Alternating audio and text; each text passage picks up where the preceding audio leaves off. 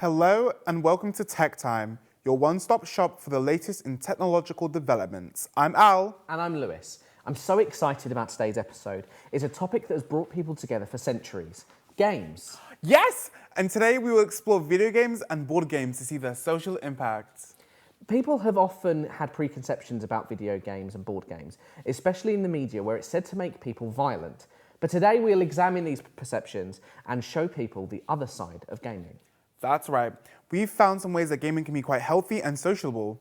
Did you know that 84% of people worldwide who play video games report that it helps them connect with others, improve communication skills, and learn new things? That is interesting. If you want to know more, you're in the right place as we delve further into the topic. Let's follow Ewan, who went out to find if video games can really be a social event.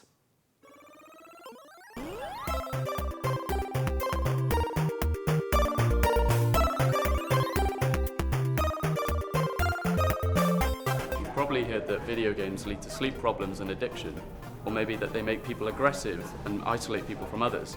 Today we're visiting the Nintendo Society to see if this is really the case.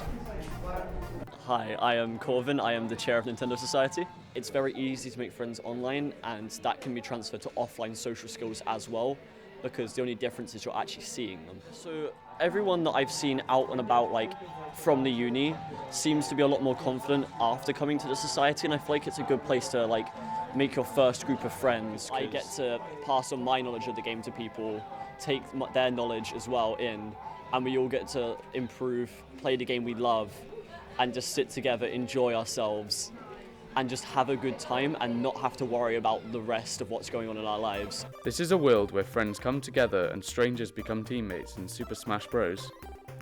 A place that teaches teamwork and opens doors to new social experiences. Did you know that 63% of adult players play with others and often get together in person? Would you say you found a sense of community? Yeah, I think the Nintendo Society is a great community, and I've met so many new people here. Yeah, that I think will be my friends like for ages. If I have like free time to basically do nothing, I usually am playing games. Like if I'm literally at home, like 95% of the time I'm usually playing games because I have to commute here and everything. So like I do work here and then I go home and usually just like play games just to distract myself. Well, we know it's not conclusive evidence, but we can see that there is a definite social aspect to video gaming.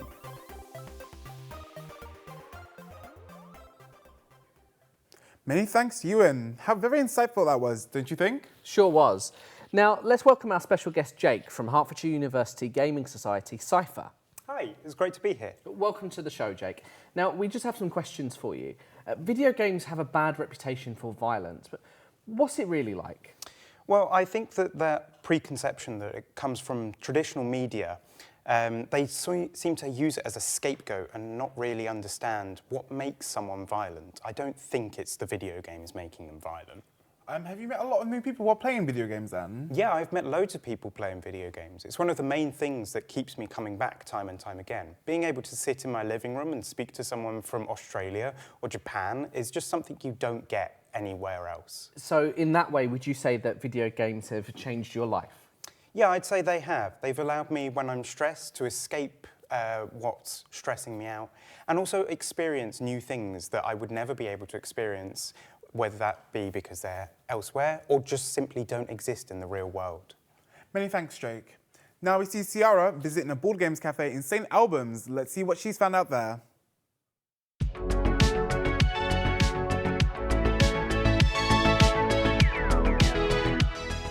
I'm here at the Darkfire Board Game Cafe to find out if this club positively impacts the social lives and well-being of its members. So I think the main reason a lot of people come to face-to-face to play board games and TCGs is mainly the social interaction that involves seeing other people. So I play a lot of both tabletop and online, and I feel like it's good having them as a different plane, as playing online is a lot easier for people that might be on stricter schedules or play with people they haven't seen in a while and live on the other side of the country or aren't able to travel. And then board games is a lot more of a personal feel, for like a close friendship group you might have in the local area, and it's also a good way to meet new people. Studies show that playing board games in person can help improve communication collaboration skills. Strategy games encourage groups making decisions and also help build relationships and improve the ability to interact with others. Also, playing the same game together creates a common story that players can discuss after the game and connect through. Do you find communication easier in person or online? I think it's a mix. I think in person is easier as it feels a little more of a social gathering and it feels more like a community, whilst online it's a bit easier to like discuss ideas and like, I guess, strategy in a sense. The social aspect of card games I love a lot, otherwise I would not be out of the house for a lot of the time, I'll be real with you. But getting a fizzy drink or something, just having a chill, I think it's fun, I like it. The Dartfire Cafe, what did we learn? We actually learned a lot. It comes to card games, board games, video games and what they prefer. Do you like it online or do they prefer it here? Well, let's get back to the studio. Thank you, Ciara. What a fascinating experience. Sure was.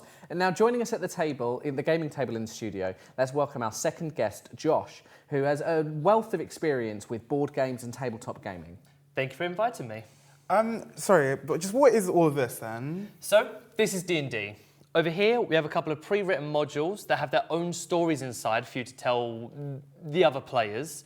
Over here, we have the dice, which have all sorts of sizes, shapes, colours, and theming based on your character or the situation. And in the middle, we have painted minis that not only help with the theatre of the mind by really selling where you are and what you look like, but help with positioning where you are within the world. So what is the point with all of this? Well, the point is the story. So one player will make their own world. They'll put in all sorts of twists, turns, characters, plots, everything. And the other players will make their own characters and put it into the world. Their role is to see how their character would react to certain things, how they'd feel about certain things, how they'd respond to the world around them. And it's this mesh that actually makes the world seem alive. Can we get a try of the system so far? Of course. So we're going to focus on the Dragonborn Paladin and the Goblin here. We're going to say the Goblin has his sword drawn, blood is coating it, and is dripping down onto the blood, the filth and mud below. Let's see if you can take a swing first. Yeah. So you roll the 20-sided dice to see if something works, and with a 10, yeah, we'll say that you hit him.